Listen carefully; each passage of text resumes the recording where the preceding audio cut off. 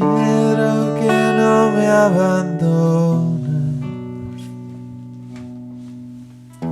Ay, amor mío, al alba, al alba, al alba, al alba, al alba. Hoy, en Buscando la Canción, Luis Eduardo Aute. Nosotros somos Bonino y Anthony, y esto es Buscando la canción.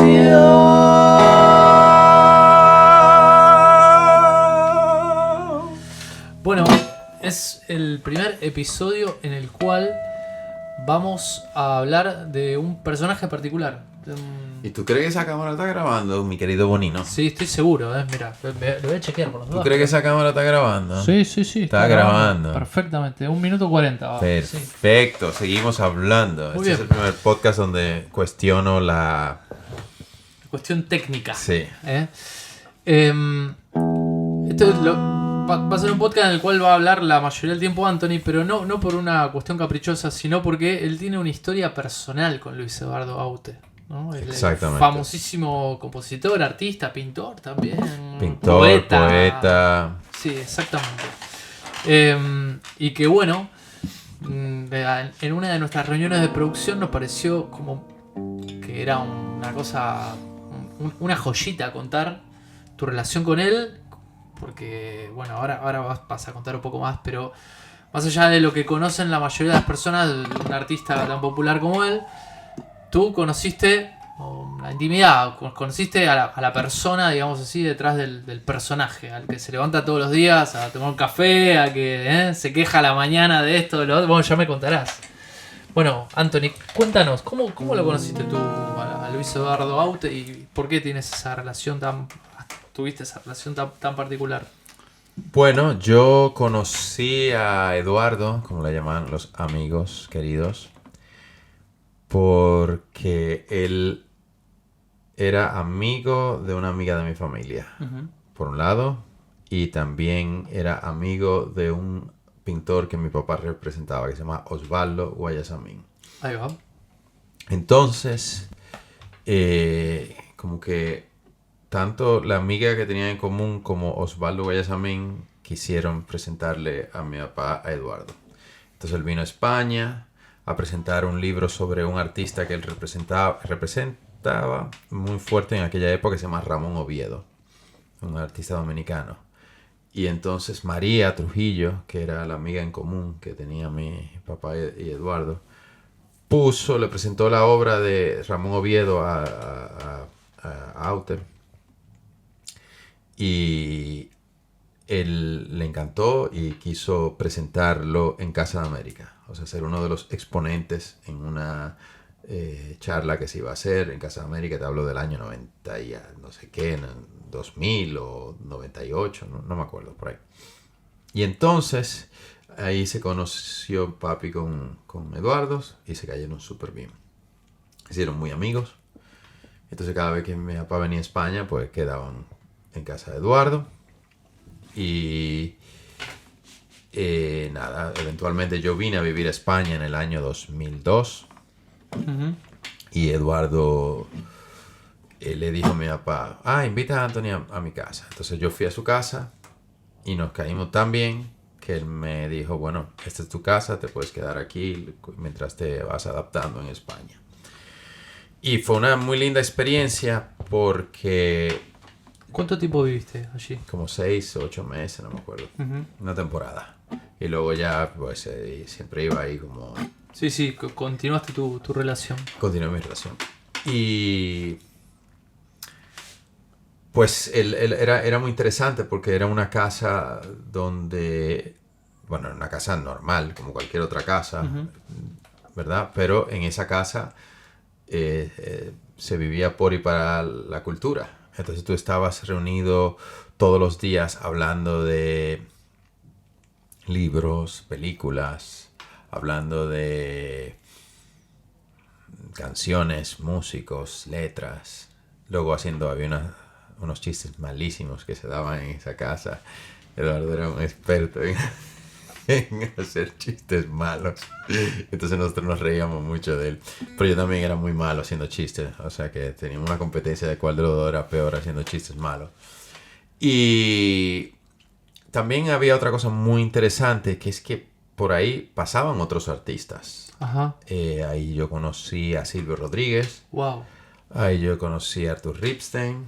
Es un director mexicano. Es como un discípulo de Buñuel, más o menos. Un director mexicano que ha tenido sus grandes momentos en el cine. Luego a Antonio Escotado, que es el filósofo español. ¿Y quién más? Un montón de gente por ahí Sí, me pasaba. imagino todo el tiempo, porque además la mujer de Aute estaba también relacionada, ¿no? Sí, estaba también relacionado. Con el mundo artístico. O sea que era un matrimonio que estaba ahí, digamos, siempre Sí. con un círculo de gente relacionada con la cultura, el arte. Sí, principalmente sí, era más, no era la farándula. No. Ahí no andaba, hay una cosa que sí me di cuenta, no era una casa farandulera, era una casa Intelectual. Claro. Exactamente, y eso era una cosa muy linda y también muy escaso. Lo que pasa es que como no lo veía tan de cerca, pensaba que el mundo estaba lleno de ese nivel, pero no. Lamentablemente no. Algo también pienso hoy, pienso en tú que ya tenías 20 años cuando te viniste, 20 Sí, y una pocos. cosa así. Pienso la fascinación en un chico de latinoamericano, venirse de Europa por primera vez a vivir y todo ese flash, esa casa, esa locura. Pienso en algún punto, no digo que no exista más eso, porque por supuesto que existe, pero son también como semblanzas de un mundo ya un poco, no sé, no es algo que está de moda. A veces está de moda la farándula, ¿no? Está de moda como el influencer, el famoso. Yo siento en esa época también que era como un poco más los que estábamos en la música, los que nos gustaba la música, los libros, las películas, es como que esa gente nos atraía, ese mundo nos atraía. Hoy veo que hay como un poco más una atracción por el mundo del famoso, el influencer, la actriz, la cara conocida. Él tiene muchos seguidores, ¿no? Es decir, otro valor. Ok. Pregunto. No. El mundo siempre ha sido como es, ¿vale? El mundo siempre la gente se atraían por la fama de alguien, principalmente porque tu valor cultural, un nivel cultural lo adquieren relativamente pocas personas tienen acceso a un nivel cultural. Entonces las personas valoran a quienes conocen principalmente por su reconocimiento o por la forma en que su trabajo les haya impactado de alguna manera u otra. En el caso de un músico, la música es tan accesible a tantas personas que sí, la música toca a muchas personas. Entonces la música de Luis Eduardo Aute llegaba a bastantes personas en España de una generación determinada y la gente los respetaba mucho porque sí recuerdo que siempre hubo un respeto por él, pero también la gente adoraba el hecho de estar con alguien al lado que era famoso. Sí, eso no ha cambiado. No ha cambiado. Lo que pasa es que ahora es cada vez más evidente el hecho, ahora mismo hay más famosos en el mundo, microfamosos, vamos a llamarla. Los 15 minutos de fama que pronosticó Andy Warhol. Exactamente, hay mucha gente que tiene o tienen un grupito de seguidores, tienen un culto hecho sobre su persona. Vivimos en una época cada vez que la forma de consumir ya no es o sea, se habla de que las generaciones jóvenes teóricamente oyen menos música, o cuando oyen música la oyen no tanto como por el placer personal, sino porque con ese contenido, con eso pueden hacer ellos contenidos. Entonces hay una relación muy diferente porque todo el mundo sabe que puede ser famoso. Entonces todo el mundo está luchando por ser famoso. Comprendo. Entonces en aquella época había una gran distinción entre quién lo era y quién no lo era. Ahí va. Hoy eso está un poco más gris. Hoy esa línea está un poco más gris. Pero bueno, este es el podcast de Eduardo, ¿no? Sí, no nos perdamos. Te quería preguntar algo que seguramente tuviste y que a los que estamos en esto nos interesa. ¿Cómo era el día a día de un artista como él? Se levantaba por las mañanas, se acercaba a la guitarra mientras se tomaba un café, iba anotando algo, pintaba, anotaba unos versos. ¿Cómo era su día a día? Es su día a día, como yo lo recuerdo. Claro, porque esto es mi memoria. Tu experiencia, mi claro, experiencia claro. Y mi memoria, porque de eso pasaron unos años. Él se levantaba y él, si no tenía un concierto o un compromiso, iba directamente a su estudio, desayunaba, iba a su estudio y ya tenía un lápiz y estaba o escribiendo un poema, un poemiga. Él tiene libros de poemigas que son pequeños y escuetos poemas. Algunos son geniales, otros son bocetos de sus chistes. Y es una persona que era muy lúdica, jugaba con todo, jugaba con la palabra. Luego también podía estar pintando. Lo veía menos componiendo música. Creo que su relación con la música era algo que lo llevaba diferente a su relación con la pintura o con la poesía.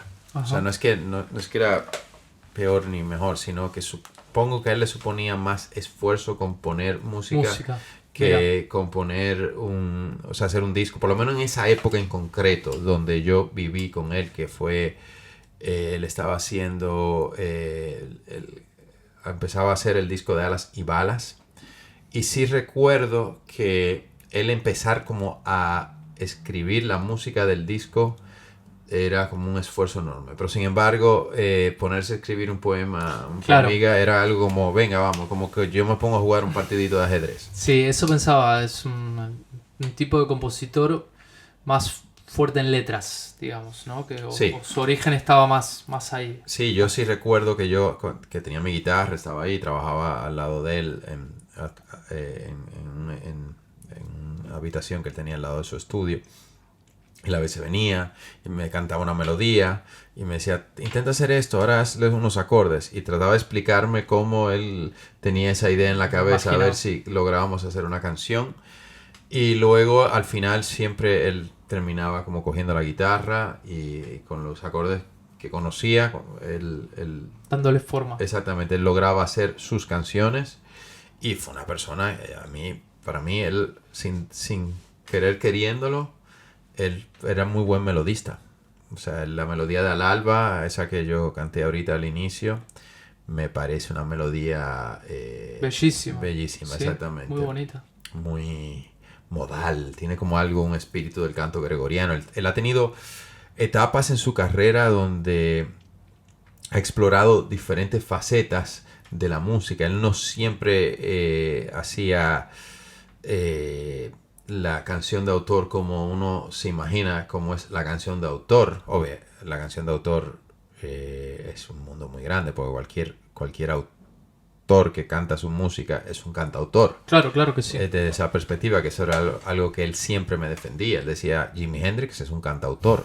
Lo único que a nosotros, lo que hemos tocado, estado relacionado con la política o con determinados contextos sociales o lo que fuera, ya nos tildan más de cantautores. Sí, lo que hablamos un poco también a veces de que a veces el negocio, la discográfica necesita ponerle una etiqueta a algo para en aquel momento poner en una batea de discos algo, porque no podía estar en todos Pero lados. tiene sentido Sí, por supuesto que tiene sentido.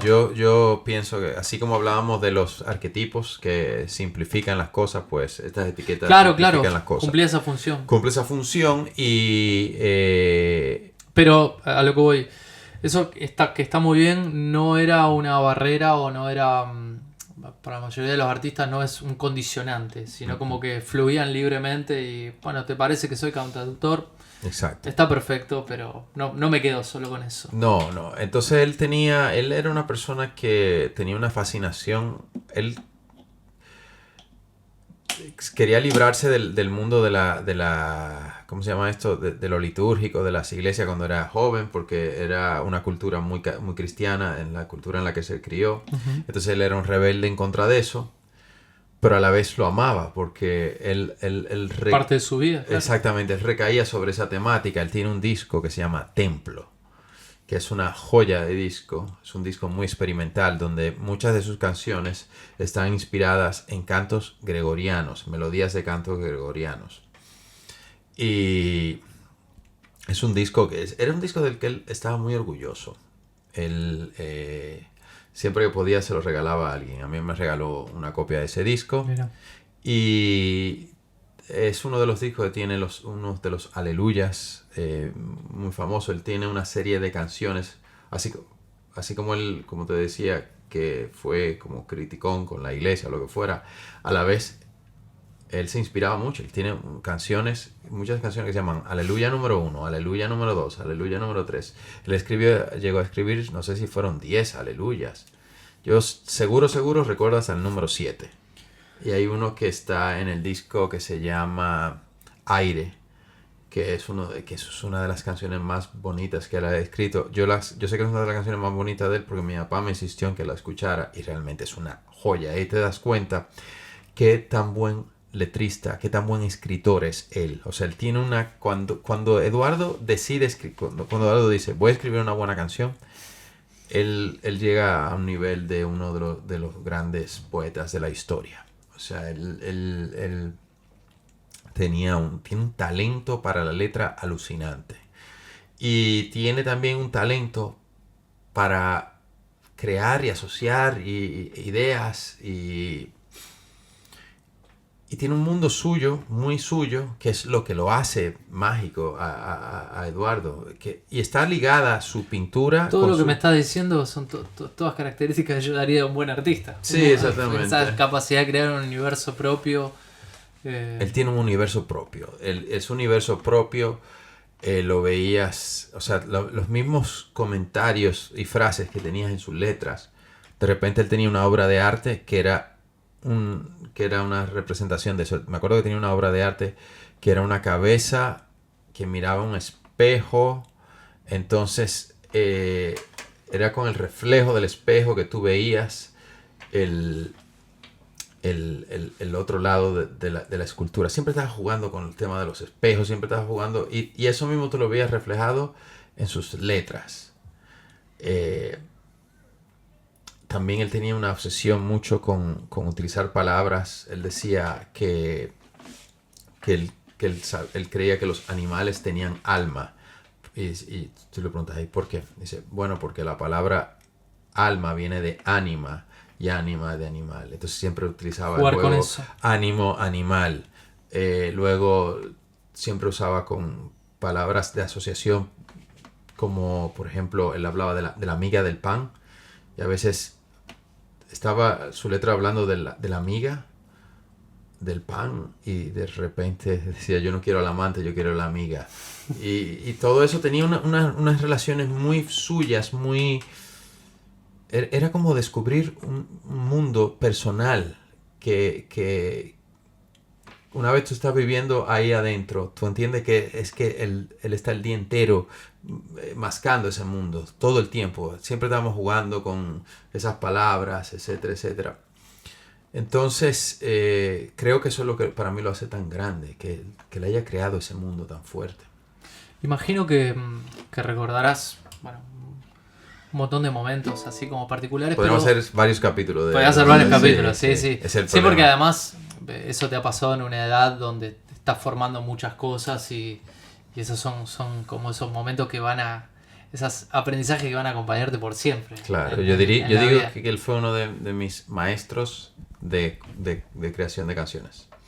Genial, hermoso. De eso. manera no directa. Bueno, directa sí, porque en algún momento hicimos algunas ideas, boceteamos ideas juntos, demás, pero principalmente porque es que lo veía trabajando. Era ahí donde realmente yo aprendí, viéndolo trabajando.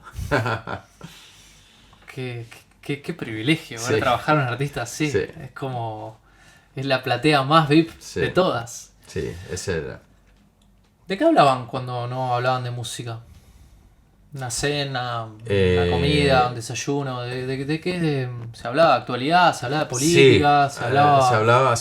siempre había una televisión encendida con las noticias, se discutía sobre las noticias, eh, se, siempre también se podía hablar sobre libros, se podía hablar sobre cualquier tema, pero también mucho eran hacer chistes malos. O sea, y cuando digo chistes malos no eran malos, sino que eran como un proceso creativo de jugar, de estar todo el rato buscando el chiste con lo que estaba sucediendo delante, juego de palabras. Y eso es lo que lo hace a él quien es él. Es que él está el día entero. Si lee una palabra o alguien pronuncia algo, él, en su Ya cabeza jugaba con ya se eso. jugaba con eso en su cabeza. A lo mejor se olvidaba de oírte porque estaba jugando con esa palabra. Pero un día a día era eso y luego él desaparecía porque él siempre en un momento decía, bueno, me voy, ¡pam! Y desaparecía y se iba, yo no sé a qué, a componer o a descansar o a lo que fuera. Pero principalmente era muy lúdico todo. Jugar, siempre jugar. Jugar. Tengo entendido también que él tiene una parte, bueno, esto es lo que me has dicho, una parte de su obra como donde lo religioso es una temática muy importante. Muy típico de los cantautores españoles, ¿no? Sabina también juega mucho con eso, Serrat también tiene cosas muy relacionadas con lo religioso, Sí, pues es un país muy católico, entonces sí, ellos se inevitablemente crearon eso. en un contexto. Pero tengo entendido que Aute también tenía, había mucho juego ahí con letras eróticas, como... Él combinaba lo religioso con lo erótico también. Exacto. Sí, absolutamente. Un Él terreno pantanoso. sí, pero era un erótico, era, sí es erótico, pero es un erótico muy romántico, es un erótico, él nunca fue, él era una persona que obviamente admiraba la sexualidad por la sexualidad, Ujú. pero siempre tenía que venir acompañada de algo de aprecio. O sea, no era solamente que... yo nunca vi a Eduardo decir simplemente que buena está o tal persona. Nunca iba por ahí la cosa. Iba más por el contacto personal. Entonces todo su erotismo era como una consecuencia de haber admirado a una persona en determinada manera. Entonces no era un terreno pantanoso como yo lo veía. Yo lo veía Ajá. como un terreno muy bonito. Era un terreno de la belleza, de la sexualidad, Otra profundidad. otra profundidad. No era una cuestión mundana, banal, porque él, si tú te fijas, a diferencia, por ejemplo, Joaquín Sabina, que es un cantautor que habla de lo que sucede en las calles. De Ujú. hecho, tiene un disco, Dímelo en la calle. Es un gran letrista, es un maestro. Pero Eduardo, su mundo de sus letras y todo, no sucedía en un lugar concreto. Si sucedía en un lugar concreto, era un lugar apartado, era un lugar...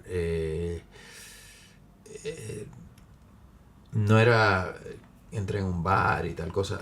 Quizá tiene alguna canción que habla de un bar, Jaffa Café, porque justamente le pasó a él que él tenía una amiga como que fue a Tánger y de repente está en el Jaffa Café, que es un café muy famoso, que creo que ya lo cerraron allá en Tánger. Y entonces entró Mick Jagger. Entonces la amiga estaba con Eduardo y de repente en un Eduardo va al baño, cuando vuelve no estaba ni Mick Jagger ni la amiga y él se quedó solo. Vale, ahí sí te cuenta Una historia, una sí, sí. historia. Pero si tú realmente oyes la letra, él ya se mete en su mundo interior, personal, y él no está hablando de dirección, él no está hablando que no lo hace ni mejor ni peor, es simplemente Su que... característica, Sí, claro. Quería preguntarte también, ¿él te hablaba de otros artistas que él admiraba, por ejemplo? sí. ¿Sí? ¿Le pasaba eso? Y de artistas que lo hayan, a él en sus años más de juventud, de formación, artistas que lo hayan influido, ¿te hablaba de eso? Sí, sí, ¿Recuerdas alguno, por sí. ejemplo? Buñuel. eh, indiscutiblemente Dalí. Los canta... Artistas a los cuales él debe haber conocido, por supuesto. No, siempre, no. ¿No? No necesariamente. Algunos sí, otros no. El Jacques Brel, toda esa movida Moustaki, todos esos cantautores franceses. De la chanson. De la chanson francesa. Le gustaba mucho el flamenco, Camarón de la Isla, era claro. José Mercé, también admiraba mucho de los coetáneos suyos que estaban vivos en ese momento. Claro, claro. También tenía riñas con otros y cosas así, Sí, sí, claro. muy humano. La vida misma. La vida misma. Pero sí, él hablaba mucho de los artistas que admiraba y se notaba en su trabajo. O sea, se notaba que había el cine le encantaba. Eso te iba a decir, como un artista... Principalmente le gustaba el cine. Yo recuerdo de él hablando mucho del cine y él hablaba que le gustaba mucho el cine clásico, porque él decía que el cine clásico tenía pocos medios tecnológicos, entonces los directores tenían que ser ultra creativos. Y gracias a esa gran limitación, ellos lograban lo que lograba. Entonces siempre te hablaba de Buster Keaton, siempre te hablaba de Chaplin, imagino. Chaplin. Sí, todos estos grandes clásicos, Casablanca o lo que fuera. Por supuesto que hablamos de un artista que no es solamente un artista musical, sino multidisciplinario. Totalmente. Pero es interesante esto que me cuentas, que a una persona a la cual, bueno, de alguna manera la conocimos por las canciones, se ve muy influenciado por el cine. O me han nombrado él hizo pintores. Cine también hizo cine. Él hizo cine. Mira, él no hizo Un perro eso. llamado Dolor, que fue una película... ¿Dirigió una película? ¿Escribió una película? Es una película animada. Él dibujó todos los dibujos de esa película. Un perro llamado Dolor. Creo que puede estar en YouTube. O un trocito de Un perro llamado Dolor. Y él se pasó, no sé, como 3 años trancado en una habitación haciendo los dibujos y luego montándolos. Luego él hizo otra, El niño que miraba al mar, creo que se llamaba, que lo hizo con Mickey, su hijo. Lo trabajaron juntos. Multitalentos. Sí. Multidireccional ese talento. Él también empezó a hacer una serie de documentales artísticos que no llegó a terminar, pero él ahí estaba más como productor. Y así, o sea, infinidad de cosas. Bueno, era un hombre que estaba a por todas. Sí, y con múltiples talentos. Porque, múltiples talentos. O sea, podríamos hacer un capítulo de Eduardo el pintor, podríamos hacer un capítulo de Eduardo el músico. O sea, yo estoy tocando la superficie de aquello que yo vi. Luego está el Eduardo que yo conozco, yo escuchándole. Que ahí yo te puedo hablar, porque yo como oyente de su música he aprendido un montón de cosas. O sea, yo realmente admiro, y lo aprendí a admirar bueno, también me gustaba antes de yo conocerle, pero después que le conocí, ahí fue que me empezó a gustar más su música. Y la de veces que me he sentado solamente a viajar en el infinito. ¿Le hacías preguntas tú a él? ¿Le preguntabas cosas de sus canciones, cosas así? Sí, pero con respeto. No, por supuesto, ni hablar. Pero a lo mejor sé que hay artistas que como que no le gusta mucho hablar de su obra. Sí. A ver, yo... Si le hacía preguntas, eran preguntas muy concretas. Creo que él hablaba él por sí también un poco de su obra. Él te decía los porqués de las cosas. Pero creo que las conversaciones fluían como fluían. No había una cosa de déjame yo casar esta pregunta y saber esto. Sí, pero a veces le preguntaba. Excelente. Evidentemente le preguntaba cosas, sí. Bueno, seguramente esto lo vamos a seguir desarrollando en un montón de otros capítulos, pero este ha sido como el capítulo especial, donde hablamos de tu experiencia. Estamos más o menos en tiempo. A mí me gustaría que alguien que no escuchó nunca a Luis Eduardo Aute, ¿tú qué le recomendarías? 3-4 discos o 3-4 poemas o alguna película o que mire alguna obra, ¿qué le recomendarías? Yo les recomendaría que escuche los siguientes discos. Slowly. Ujú. El siguiente que se llama... ay, soy malísimo con los nombres. Qué pena. Bueno, el que vino antes de Aire y Invisible. Alevosía, creo que se llama así. Alevosía. Esa época que son como finales de los 80, principios y mediados de los 90. Para mí esos son... A ver, él tiene grandes canciones a lo largo de su carrera. Pero yo siento esos 3 discos. Ujú. Esa es mi Sí, opinión exacto. personal. Yo te pedí tu recomendación, sí. Yo siento que esos 3 discos están muy redondos de principio a fin. O sea que recomendaría eso. Y recomendaría mucho que lo escuchen en entrevistas. Porque era muy interesante una charla con él. Él tenía charlas con Escotado a veces por la televisión. Tenía charlas con... Recomendaría mucho escucharle. Escucharlo hablar. Exactamente. Y ver que efectivamente era un hombre hermosamente imperfecto. Y era principalmente, más allá del gran artista que fue, una bellísima persona. Hermoso. Bueno, muchas gracias por compartirnos este tesoro personal que tienes en tu vida. Porque claro, es un tesoro haber tesoro, vivido sí. esa experiencia. Hermoso, Antonio. Nada, pues a seguir, manden sus comentarios para cualquier cosa, que aquí estamos para responderles. Esto ha sido todo por este capítulo. Nosotros somos Bonino y Anthony y esto es... Buscando la canción. Parece una bombilla que se prendió y se apagó. Hasta luego.